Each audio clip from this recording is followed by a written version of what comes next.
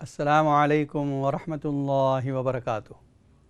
ناظرین کرام، اس وقت آپ دیکھ رہے ہیں اقرا ٹی وی پر لائیو Q&A کا پروگرام، اور پروگرام کے اس دوسرے حصے میں بھی لائیو کالوں کا سلسلہ جاری ہے۔ اگر آپ کے ذہن میں بھی کوئی سوال ہے یا آپ کسی پریشانی کا حل چاہتے ہیں تو آپ بھی اسٹوڈیو کے نمبر پر فون کر کے معلوم کر سکتے ہیں۔ جو بریک سے پہلے سوال تھا، ہماری ایک بہن نے وہ دعا پوچھی جو ابھی بتائی تھی بالوں کے بارے میں۔ دیکھیے اس آیت کا نمبر ہے سورہ آل عمران، آیت نمبر 37، پارہ نمبر 3، وَأَنبَتَهَا نَبَاتًا حَسَنًا۔ بس اتنا سا جملہ اس آیت میں سے پڑھنا ہے 100 ٹائمز، اور اس کو تیل پر دم کر کے اس کو لگاتی رہیں۔ دوسرا ہماری ایک بہن کا سوال تھا کہ وہ علم حاصل کرنے کے لیے، یعنی علم زیادہ حاصل ہو، یاد رہے، اس کے لیے سورہ طٰہٰ کی جو آیت پڑھتی ہیں اس کا صحیح تلفظ چاہتی ہے۔ دیکھیے وقل جو ہے اس کو نہیں پڑھنا ہے، اس کو ہٹا دیں، صرف اتنا ہی پڑھنا ہے، رب زدنی علما۔ دعا یہ ہے، اے اللہ میرے علم میں اضافہ فرما، میرے نالج میں انکریز فرما میرے نالج کو، بس اتنا، رب زدنی علما۔ اس کو پڑھتی رہیں تو انشاءاللہ اللہ تعالیٰ آپ کے علم میں اضافہ کرے گا۔ جب کوئی چیز پڑھنے بیٹھیں تو اس کو پڑھ لیں، یاد ہو جائے گی یہ چیز۔ ایک اور کالر لائن پر موجود ہے۔ السلام علیکم ورحمۃ اللہ وبرکاتہ۔ ہیلو، السلام علیکم۔ وعلیکم السلام، جی ایک مسئلہ پوچھنا تھا آپ سے۔ جی فرمائیے۔ وہ یہ ہے کہ میرے ابو کا انتقال ہوا تھا اسی سال مارچ میں نا، تو ان کا تھوڑا جو پیسہ تھا وہ چھوڑ کے گئے تھے، انہوں بول کر گئے تھے کہ میری بیٹی کو دینا، تو ان کے بھائی جو ہیں وہ لوگ دینے کو تیار نہیں ہے، حالانکہ پاکستان میں انہوں نے فتویٰ وغیرہ بھی لیا ہے مولوی صاحب وغیرہ سے ادھر، لیکن پھر بھی وہ لوگ نا راضی نہیں ہیں۔ تو امی پریشان ہے، اچھی خاصی رقم بھی ہے، تو آپ کچھ پڑھنے کے لیے بتا سکتے ہیں؟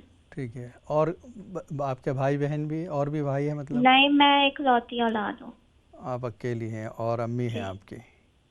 جی، امی ہیں۔ اور والد صاحب کے بھائی بہن کتنے ہیں، چچا اور پھوپھی؟ ان کے 3 بہنیں ہیں، سوری 2 بہنیں ہیں اور 4 بھائی ہیں۔ اچھا ٹھیک ہے، انشاءاللہ یہ جو صحیح حساب ہے وہ بھی بتا دیتے ہیں، اور کوئی عمل بھی جی بتائیں گے انشاءاللہ۔ ٹھیک ہے، السلام علیکم۔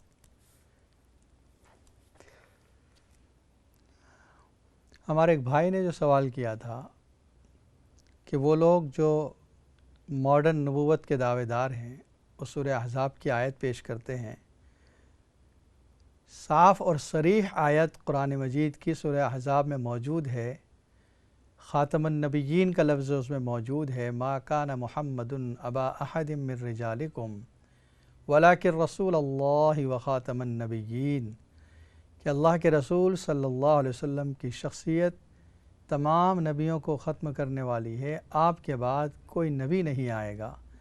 جو شخص بھی آپ صلی اللہ علیہ وسلم کے بعد کسی بھی نبی کے بارے میں یہ عقیدہ، کسی بھی کے بارے میں یہ عقیدہ رکھے کہ وہ نبی ہے، تو وہ دائرہ اسلام سے خارج ہے، اسلام کا اس سے کوئی تعلق نہیں، اس کا اپنا مذہب کوئی الگ تو ہو سکتا ہے، وہ مسلمان نہیں کہلا سکتا۔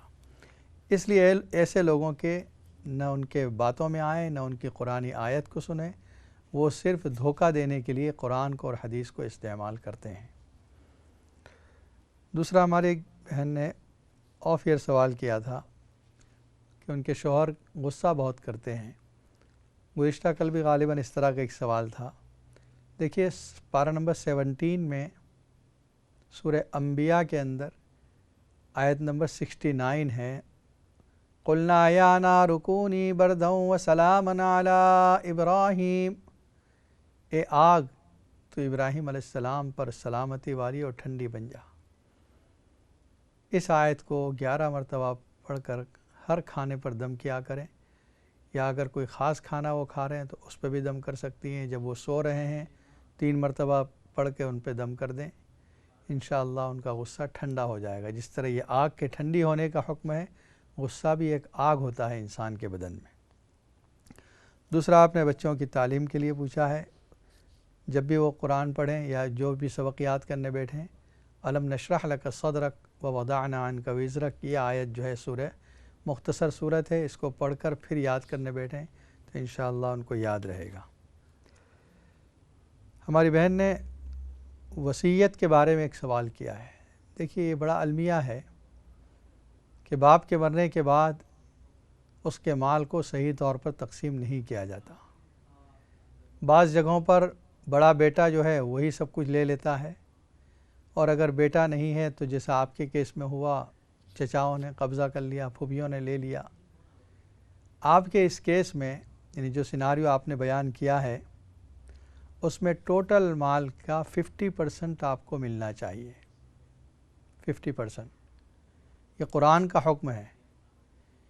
یوصیکم اللہ فی اولادکم، اللہ تعالیٰ تم کو حکم دیتا ہے اپنی اولاد کے بارے میں۔ للذکر مثل حظ الانثیین، لڑکے کے لیے 2 لڑکیوں کا حصہ ہے اگر لڑکا اور لڑکی دونوں ہوں تب۔ فَإِن كَانَتْ وَاحِدَةً فَلَهَا النِّصْفُ، اگر ایک لڑکی ہو تو اس کے لیے آدھا ہے، یعنی جو کچھ آپ کے والد صاحب نے چھوڑا ہے اس مال میں سے 50% آپ کا ہے، اور 12.5% یہ آپ کی والدہ کا حصہ ہے، امی جان کا۔ تو اب ہو گیا کتنا؟ 62.5% ہو گیا۔ باقی جو 37.5% رہ گیا ہے وہ حصہ آپ کے 4 چچا اور 2 پھوپھیاں جو ہے ان میں تقسیم ہوگا۔ ہر چچا کو 2 حصے ملیں گے اور ہر پھوپھی کو 1 حصہ ملے گا۔ گویا ٹوٹل جو مال بچا ہے 37.5%، اس کو حصے آدھا کریں گے تو 3.75 یہ ایک بہن کو یعنی آپ کی پھوپھی کو، اور 37.5 یہ ملے گا ایک بہن کو، اور اس کا ڈبل جو ہے یہ بھائیوں کو ملے گا۔ اس طریقے سے وہ پورا حساب ہوگا۔ 37 کو آپ 10 حصوں میں تقسیم کر دیں۔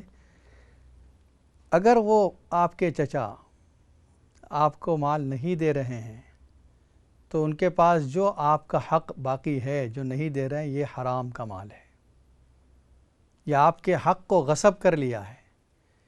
جس طرح آپ راستہ چلتے کسی کی شاپ سے کوئی مال چھین لیں، کسی کی جیب سے کچھ نکال لیں، جس طرح وہ حرام ہوتا ہے ٹھیک اسی طرح یہ بھی مال حرام ہے ان کے پاس۔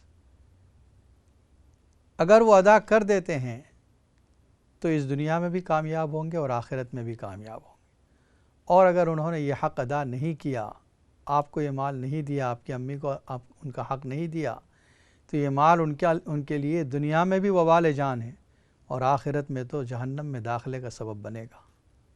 بہت سخت بات ہے یہ، قرآن کے حکم کے خلاف کرنا، مال کی لالچ میں حقداروں کو حق نہ دینا، بہت سخت گناہ ہے۔ آپ یہ عمل کریں، والدہ سے کہیں روزانہ سورہ نوح کی تلاوت کریں۔ انا ارسلنا نوحا الی قومہ، 2 رکوع کی صورت ہے، روزانہ اس صورت کو پڑھتے رہیں اور دعا کریں، اور چلتے پھرتے استغفر اللہ یہ پڑھتی رہیں تو انشاءاللہ اللہ تعالیٰ آپ کے اس معاملے کو آسان فرمائے گا۔ ایک کالر لائن پر موجود ہے۔ السلام علیکم ورحمۃ اللہ وبرکاتہ۔ آپ کی لائن ڈراپ ہو گئی، دوبارہ کوشش کیجئے۔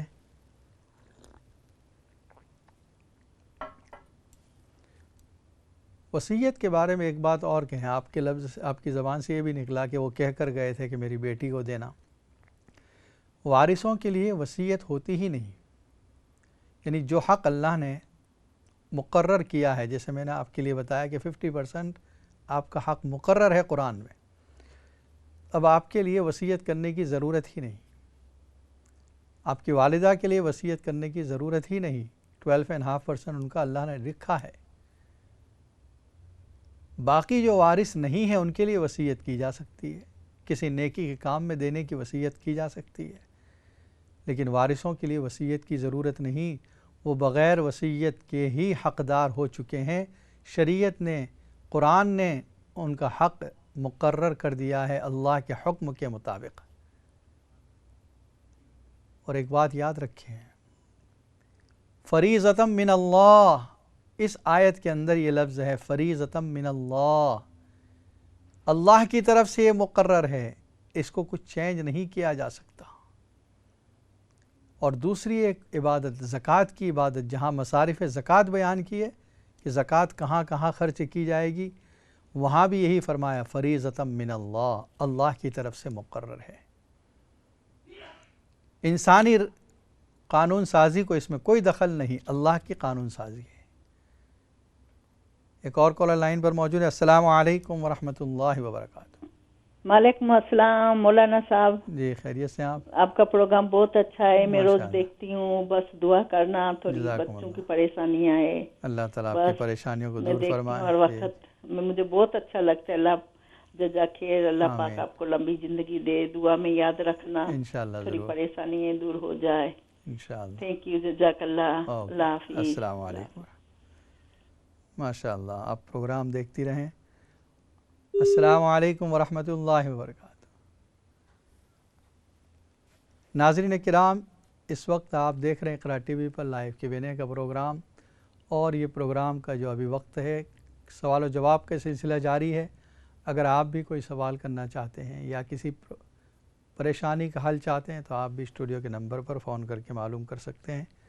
انشاءاللہ قرآن و سنت کی روشنی میں آپ کے سوالات کے جوابات دیے جائیں گے۔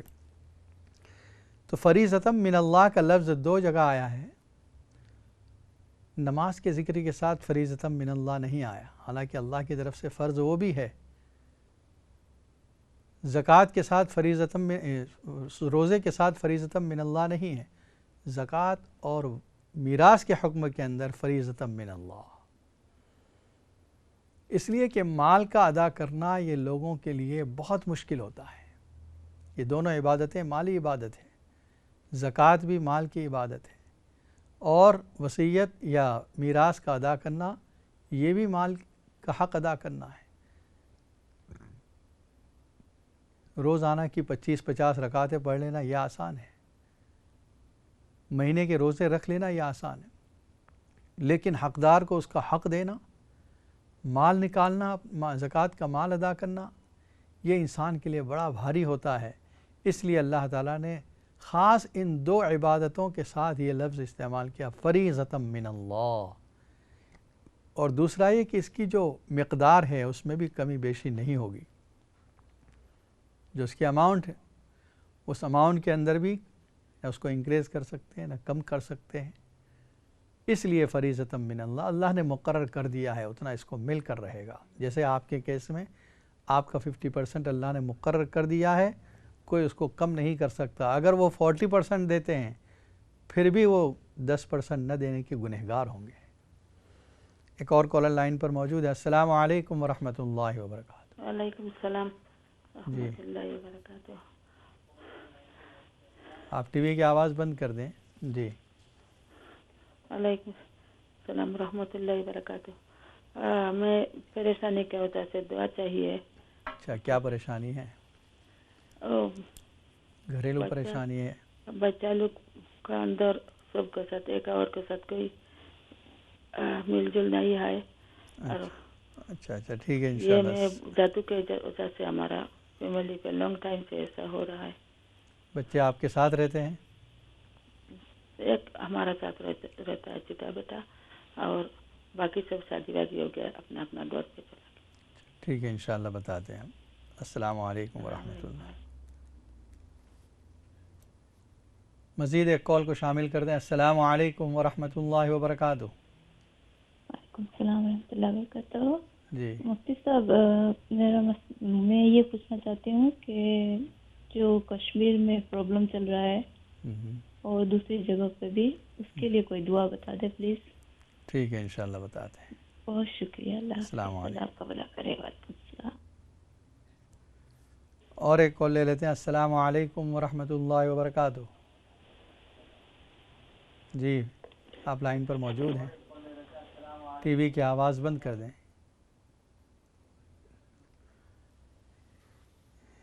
یہ ہماری بہن کا جو مسئلہ تھا کہ بچوں میں اختلاف ہے، پریشانی ہے ان کو، سورہ فرقان کے آخری رکوع میں جو آیت ہے ربنا حب لنا من ازواجنا وذریاتنا قرۃ اعین وجعلنا للمتقین اماما، پارہ نمبر 19 سورہ فرقان، لاسٹ رکوع میں یہ آیت ہے۔ آپ اس آیت کو پڑھ لیں اور اس کو یاد کر لیں، ہر دعا میں یہ آیت آپ پڑھتی رہیں، حتیٰ کہ التحیات درود شریف کے بعد جب آخری جو دعا پڑھی جاتی ہے رب اجعلنی مقیم الصلاۃ یا اللہم انی ظلمت نفسی، اس کے ساتھ یہ دعا پڑھ لیں، ربنا ھب لنا من ازواجنا وذریاتنا قرۃ اعین وجعلنا للمتقین اماما۔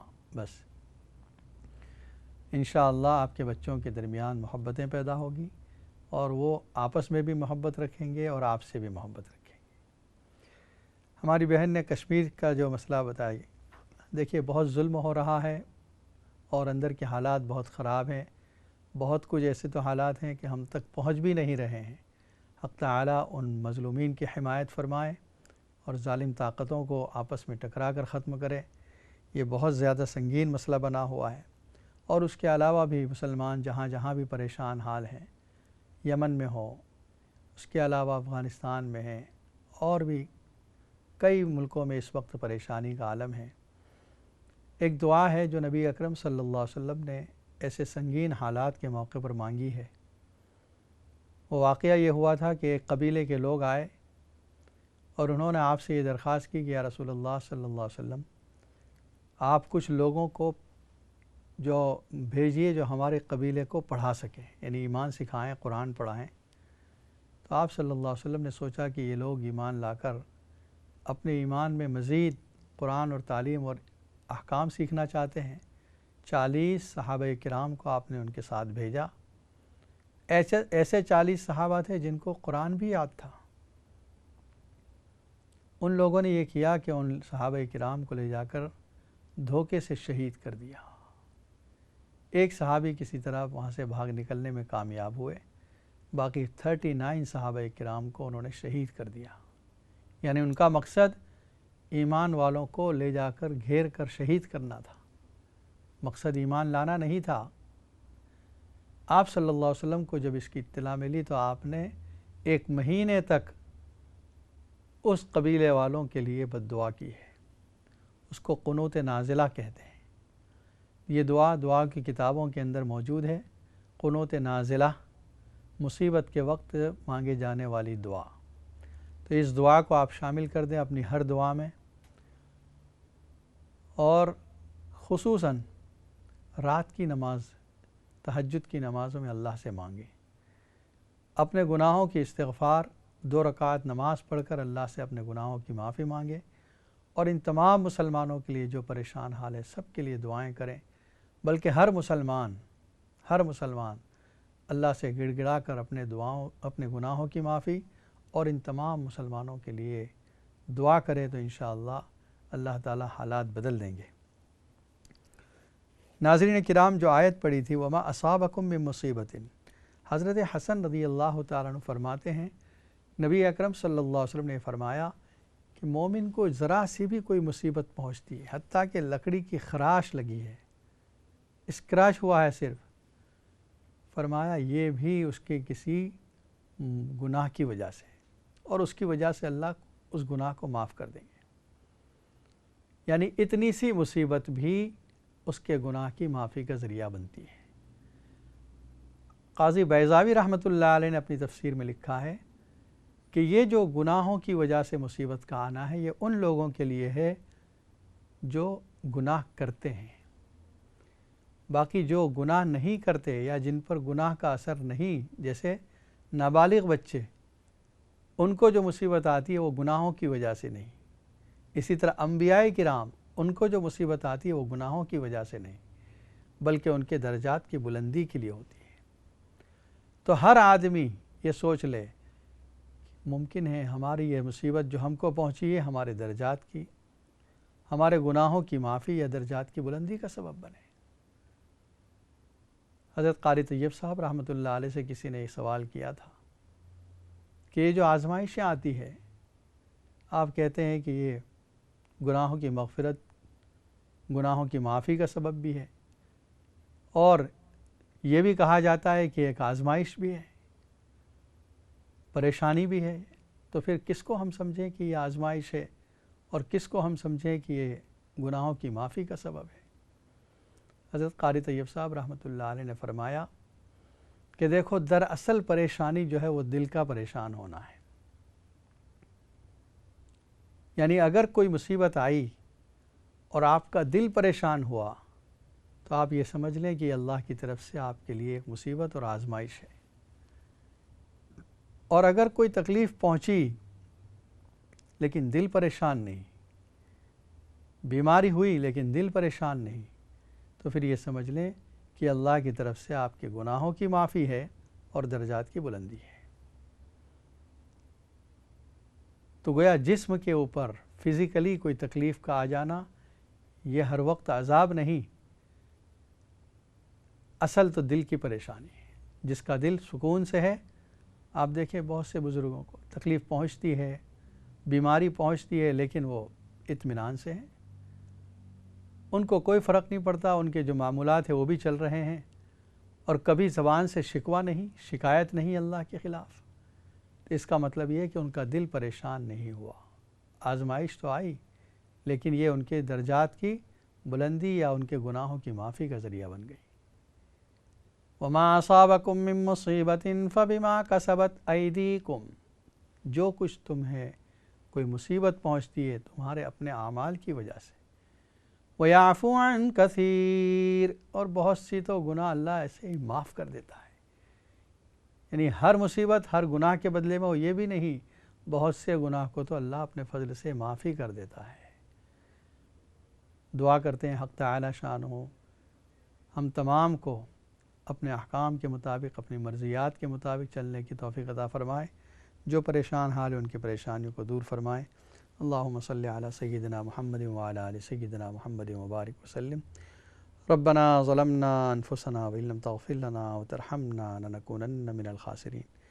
ربنا اغفر لنا ولاخواننا الذین سبقونا بالایمان ولا تجعل في قلوبنا غلا للذین آمنوا ربنا انک رؤوف رحیم. اللهم اكفنا بحلالك عن حرامك واغننا بفضلك عمن سواك. اللهم إنا نسألك العفو والعافية والمعافاة الدائمة في الدين والدنيا والآخرة. اللهم اشفنا واشف مرضى المسلمين. اللهم إنا نسألك علما نافعا وعملا صالحا ورزقا واسعا وشفاء من كل داء. اللهم وفقنا لما تحبه وترضى وجعل آخرتنا خيرا من الأولى. اے اللہ ہم سب کے گناہوں کو معاف فرما، خطاؤں سے درگزر فرما، ہر شر سے، مصیبت سے، حادثات سے، گناہوں سے ہماری حفاظت فرما. ہم میں جو بیمار ہیں ان سب کو شفاء کاملہ عاجلہ عطا فرما. جو پریشان ہیں ان کی پریشانیوں کو دور فرما. جو مقروض ہیں ان کے قرض کی ادائیگی آسان فرما. جو بے روزگار ہیں ان کو حلال روزی عطا فرما. اے اللہ جو بے اولاد ہیں ان کو اولاد عطا فرما، اولاد صالح عطا فرما. جو بے نکاح ہیں ان کا نکاح آسان فرما. اے اللہ جن گھروں میں نا اتفاقی ہے، ناراضگیاں ہیں، اختلاف ہے، ان کو ختم فرما. آپس میں محبتیں قائم و دائم فرما. شوہر کے دل میں بیوی کی اور بیوی کے دل میں شوہر کی محبت عطا فرما. اولاد کو ماں باپ کا حق ادا کرنے کی اور ماں باپ کو اولاد کا حق ادا کرنے کی توفیق عطا فرما. اے اللہ نبی اکرم صلی اللہ علیہ وسلم کی سنتوں سے محبت نصیب فرما. تمام مسلمانوں کی اے اللہ حفاظت فرما. جہاں جہاں مسلمان پریشان حال ہے اللہ ان کی پریشانیوں کو دور فرما. محض اپنے فضل و کرم سے اور نبی اکرم صلی اللہ علیہ وسلم کے صدقے و طفیل میں ہماری دعاؤں قبول فرما. سبحان ربک رب العزت عما یصفون وسلام علی المرسلین والحمد للہ رب العالمین. السلام علیکم ورحمۃ اللہ وبرکاتہ.